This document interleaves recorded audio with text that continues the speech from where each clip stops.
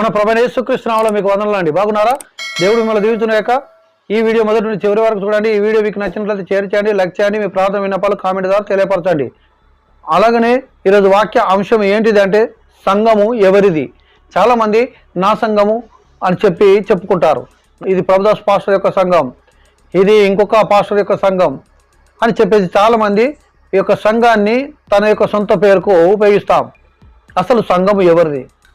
సంఘము ఎవరి చేత నిర్మించబడ్డాది? సంఘము మనదని పిలుచుకోవచ్చా? ఈ సంఘం ఎవరిదో కొన్ని విషయాలు ఇక్కడ మనం చూద్దాం. ఎవరిదని మనం పిలవాలో దీన్ని బట్టి మనం అర్థం చేసుకుందాం. మొదటిగా మరి వాక్యం చెలవిస్తుంది సంఘం ఎవరిది అంటే రాయబడింది మత్తయి సువార్త 16వ అధ్యాయం 18వ వచనంలో రాయబడింది, నిర్మించిన వాడు క్రీస్తే అని రాయబడింది. సంఘాన్ని నిర్మించిన వాడు ఎవరంట? క్రీస్తే. ఆ సంఘము తయారు చేసి దానికి నిర్మాణకుడు, దానికి స్టార్ట్ చేసినవాడు, సంఘాన్ని మొదలుపెట్టినవాడు ఆయనే. ఇప్పుడు సంఘం ఎవరిది అని మనం గమనించినట్టయితే సంఘం మొదలుపెట్టినవాడు ఆయనే. ఈరోజు చర్చ అనుకుంటే నేను ఇక్కడ చర్చ మొదలుపెట్టాను, ఇక్కడ మొదలుపెట్టాను. మనం మొదలుపెడితే కాదండి, మనం స్టార్ట్ చేస్తే కాదండి. మనం నిర్మించుకుంటే సంఘం కట్టలేమండి. మనం అనుకుంటే సంఘం కాదండి. సంఘం కావాలంటే దేవుడు అనుకోవాలి, దేవుడు ఇక్కడ సంఘాన్ని నిర్మించాలి, ఇక్కడ సంఘం కావాలి, సంఘం అభివృద్ధి కావాలి, సంఘానికి నిర్మాణం మనం చేపట్టాలి అన్నది దేవుడు మాత్రమే దాన్ని ఎదురు చూడాలి. రాయబడి ఉంది ఇక్కడ సంఘాన్ని నిర్మించిన వాడు దేవుడే అని రాయబడి ఉంది. అపోస్తల కార్యం 20వ అధ్యాయం దాని 28వ వచనంలో మనం చూస్తున్నాం. ఆ సంఘాన్ని రక్తంతో దేవుడు కొన్నాడంట.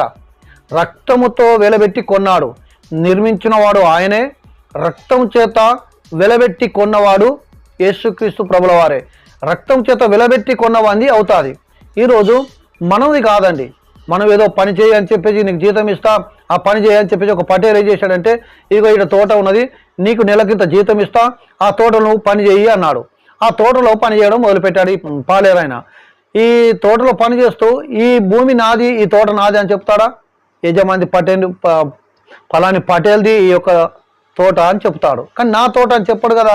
కానీ ఈరోజు ఏం చేస్తుంటామంటే మనము దేవుడు మనల్ని పని చేయమని చెప్పేసి జీతం ఇస్తున్నాడు, దినదినం పోషిస్తున్నాడు, ఎన్నికలేని వాళ్ళని లేవనెత్తాడు, ఏ దినం ఆహారం ఆ దినం ఇస్తున్నాడు, మన బస్కు బండి కోవడానికి పెట్రోల్కి పైసలు ఇస్తున్నాడు, బస్ కోవడానికి డబ్బులు ఇస్తున్నాడు, తినడానికి డబ్బులు ఇస్తున్నాడు, నీళ్ళు వాటర్ బాటిల్ తీసుకోవడానికి డబ్బులు ఇస్తున్నాడు, ప్రతి దానికి దేవుడు మనకు డబ్బులు ఇస్తున్నాడు, మన పిల్లల చదివేయడానికి ధనం ఇస్తున్నాడు, డబ్బులు ఇస్తున్నాడు. ఇవన్నీ ఇచ్చుకుంటూ దేవుని యొక్క సేవలో పెట్టాడు. ఇప్పుడు దేవుని పని మనం చేస్తున్నాం. దేవుడి పని మనం చేస్తున్నప్పుడు దేవుడి యొక్క సంఘం ఎవరిది? ఈరోజు జీతగాంధీ కాదండి. ఈరోజు మనం ఏమైనామంటే దాన్ని పని వారమే ఉంటున్నాం, కానీ దాని పటేలు, దాని యజమాని యేసు ప్రభు. దాన్ని రక్తం పెట్టి రక్తమనే వేలతో దాన్ని కొన్నాడు ఆ సంఘాన్ని అని చూస్తున్నాం. అలాగే ప్రకటన గ్రంథం 5వ అధ్యాయం దాని 9-10 వచనాల్లో కూడా ఆ మాట కనబడుతుంది ప్రియాణ మిత్రులారా. అలాగనే ఇక మూడవదిగా మనం చూసినట్లయితే 1 కొరింథీ 3:11లో చూస్తున్నాం. దానికి ఈ సంఘానికి పునాది వేసిన వాడు యేసు ప్రభువే. పునాది ఎవరు వేశారు?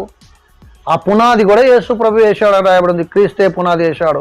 పునాదిని కూడా క్రీస్తు వేసిన తర్వాత పునాది వేసిన మంది కాకుండా అది ఎవరిదండి? పునాది యొక్క పనికి వచ్చిన మందా? దానికి వచ్చిన కూలీలదా ఈ యొక్క ఇల్లు? ఎవరిది ఇల్లు అని చెప్తాం? ఆ యొక్క పునాది వేసిన వంది ఆ యొక్క ఇల్లు అవుతుంది ప్రియాణ మిత్రులారా, అక్కడ రాయబడి ఉంది. అలాగనే 4వదిగా మనం చూసినట్టయితే సంఘానికి తొవ్వ ద్వారం కూడా క్రీస్తేనంట. దానికి డోర్స్ కూడా ఆయనే. పునాదే ఆయనే, దాని పునాది మెటీరియల్ ఆయనే, దానికి డోర్స్ కూడా మరి క్రీస్తు అయి ఉన్నాడు. యోహాను సువార్త మరి 10వ అధ్యాయం 9వ వచనంలో రాయబడి ఉంది. సంఘానికి ద్వారం క్రీస్తే. ఆయన ద్వారా తప్ప ఇంకొకడు ఎవరు కూడా దాంట్లోకి వెళ్ళడు. ఆయన దాంట్లోకి మనుషులు రావాలన్నా పోవాలన్నా ఆయనదే. ఈరోజు పెద్ద చర్చ కట్టే వరకు ఇది నాది అని చెప్పి విరవిగి ఆ సంఘంలోకి ఇంకొక వ్యక్తి రాకూడదు. ఆ సంఘం నీదవుతుందా? ఒకరోజు నేను మీటింగ్ పెడుతున్నా, అయితే మీటింగ్ మున్నెలో ఉన్న సమయంలో ఆ మీటింగ్ పెడుతున్నాను చెప్పేసి ఆ మీటింగ్ పత్రికలు పట్టుకొని ఒక పరిశుద్ధుల సంఘానికి వెళ్ళాను నేను జన్నారంలో. ఆ పరిశుద్ధుల సంఘాలు మొత్తం తెల్ల బట్టలు వేసుకుంటారు. ఆ పరిశుద్ధుల సంఘం ఆ తెల్ల బట్టలు వేసుకుంటారు, కానీ మనుషులు మాత్రమే వాళ్ళకి వస్తారు, కానీ దేవుడు కానీ దేవదూతలు కానీ దేవుని సేవకులు కానీ ఆ సంఘంలో పోకూడదు. ఇప్పుడు నేను పత్రికలు ఇవ్వడానికి వెళ్ళాను, ఎందుకంటే నేను వేరే బట్టలు వేసుకున్నాను, కలర్ బట్టలు. వాళ్ళు పత్రికలు ఇవ్వడానికి లోపలికి రాకు ఇలా అడుగుపెట్టకుండా బట్టి వాళ్ళు దేవుని మందిరంలో అడుగుపెట్టకోమండ్రి. ఏంది అడుగుపెట్టకమంటాను, ఏమైందని నేను చూస్తే ఏం లేదు. ఎందుకు అడుగు పెట్టద్దు అన్నాను. నువ్వు ఈ బట్టలు వేసుకున్నావు కదా, తెల్ల బట్టలు వేసుకుంటే చర్చిలో అడుగు పెట్టాలా, తెల్ల బట్టలు వేసుకుంటే చర్చిలో అడుగు పెట్టాలట ఆ పరిశుద్ధుల యొక్క సంఘానికి. ఆ సంఘము ఎందుకు అట్లంటాము, సంఘం ఈ చర్చి మాది ఇంతే, మా చర్చి ఇట్లే, మా సంఘం ఇంతే, మాది పరిశుద్ధుల సంఘం. ప్రియమైన మిత్రులారా, నీది సంఘం, నీది పరిశుద్ధుల సంఘం, నీ సొంత పద్ధతులు నువ్వు నిర్ణయించి పెట్టుకుంటావు. వాక్యంకు ఉండదు, వాక్యము ఉండదు. తెల్ల బట్టలు వేసుకునే యొక్క సంఘం అంటే పరలోక రాజ్యంలో తెల్లని బట్టలు వేసుకొని ఉన్నారు అంటే ఇక్కడి కొరకు కాదని అర్థం. వాక్యం తెలియకుండా, వాక్యం ఏం తెలియకుండా బట్టలు మారితే కాదండి బతుకు మారడం. బట్టలు వేరు, బతుకు వేరు, మనసు వేరు. ఈరోజు ఎన్ని ఏళ్ళ సొంది నువ్వు దేవుని లోపలికి రానియని వ్యక్తిగా ఉన్నావు. తెల్ల బట్టలు వేసుకుంటే పోయేటోళ్ళు ఎవరైనా మంచిది, ఆ లోపల ఎట్టున్నా మంచిదే.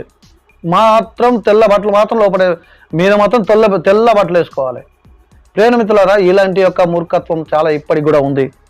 ఈరోజు ఏం జరుగుతుంది అంటే, నువ్వు నేను ఒక సేవకుని అని చెప్పిన విశ్వాసంలో నువ్వు ఏదైనా చేసుకొని నీ క్రమశిక్షణ, నీ పద్ధతి, నీ ఇష్టం. ఒక సేవకుడు వచ్చినప్పుడు సేవకుని గౌరవించే విధానం నీకు లేనప్పుడు నువ్వు ఏ రీతిగా నీ సంఘం నీ పైసలు పెట్టి కట్టినట్టు, నువ్వు రాంగా సేవలకు రాంగా తెచ్చినట్టు, దేవుడు ఇవ్వకుంటేనే నీకు వచ్చినట్టు ఏంటండి ఇదంతా? ఈరోజు చూసినట్టయితే మరి ఆ సంఘంలోనికి ద్వారం కూడా క్రీస్తు అయి ఉన్నాడు.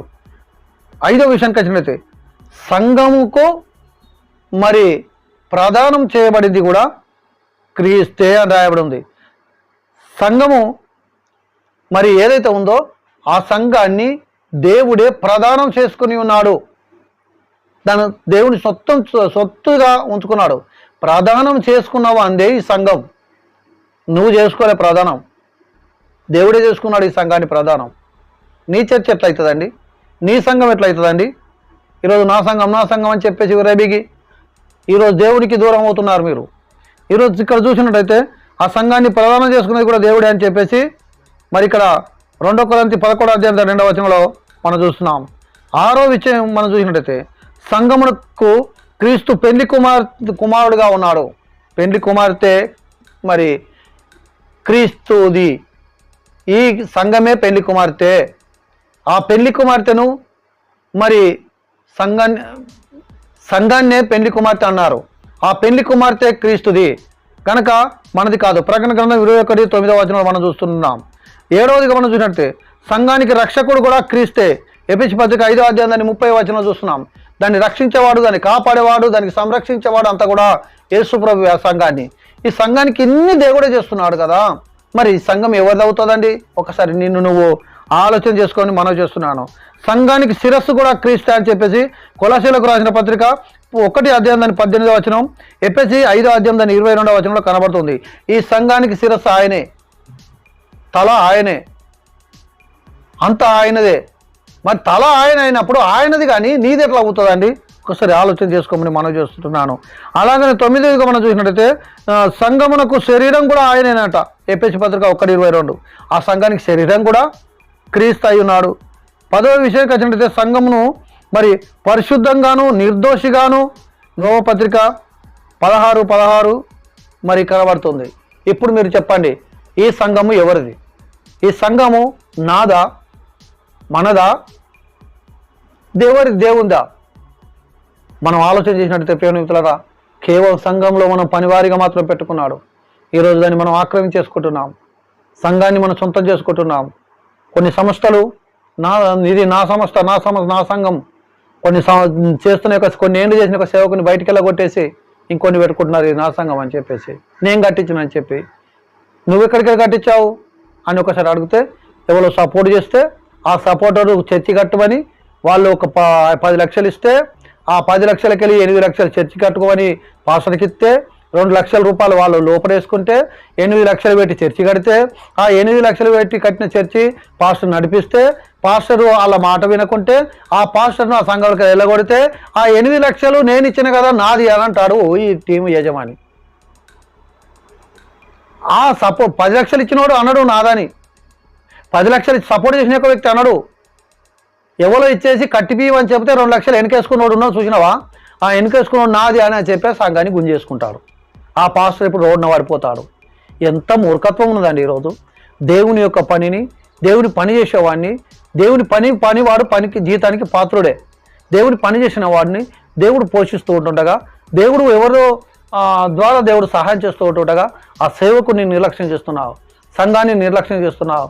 సేవకుడిగా ఉన్న నీవు ఈరోజు నాది నాది అని చెప్పేసి ఆ దేవుణ్ణి నీ సంఘంలోనికి రాకుండా చేస్తుంటున్నావు. సంఘం అనేది దేవుంది అండి. సంఘం మన సొంతం కాదు, మన సొత్తు కాదు. ఆయన రక్తం ఇచ్చి కొన్నది. ఎట్టి పరిస్థితుల్లో కూడా అట్లాగంటే ఆ సొంతమైన వాడు బాధపడతాడు. ఇప్పుడు నా ఇల్లు ఉన్నదండి, నా ఇల్లు పట్టుకొని పక్కింటి వచ్చి నాది అన్నాడు అనుకోండి, దుడ్డు తీసి కొడతాం. ఎందుకంటే నాది ఎట్లా అన్నవరా నువ్వు, నా ఇల్లును పట్టుకొని ఆక్రమించుకోవాలని చూస్తున్నావా అని అంటాం. దేవునికి కోపం వస్తే ఆ దుడ్డు కర్రతో నేను ఏం చేస్తాడు ఒకసారి అర్థం చేసుకో. నాది నాది అనేది పక్కకు పెట్టు. అది దేవునిది, దేవుని సంఘం. దేవుని కొరకు పని చేస్తున్నదానికి నువ్వు పనివాడివి. నువ్వు కరెక్ట్ పని చేయకుండా నీకు జీతం రాదు. నువ్వు నమ్మకంగా పని చేస్తే జీతం వస్తుంది. నువ్వు నమ్మకంగా పని చేస్తేనే ఆ సంఘానికి నువ్వు కర్తగా ఉంటావు, ఆ సంఘానికి మరి ఆధిపత్యం వాదిస్తావు, ఆ సంఘానికి మరి కాపరిగా ఉంటావు. నువ్వు నమ్మకంగా లేకుంటే ఆ సంఘానికి నువ్వు కాపరిగా ఉండలేవు. కనుక ఈ సంఘం దేవుంది. ఇట్టి మాటలు దేవుడు దీవించును గాక. ఆమేన్.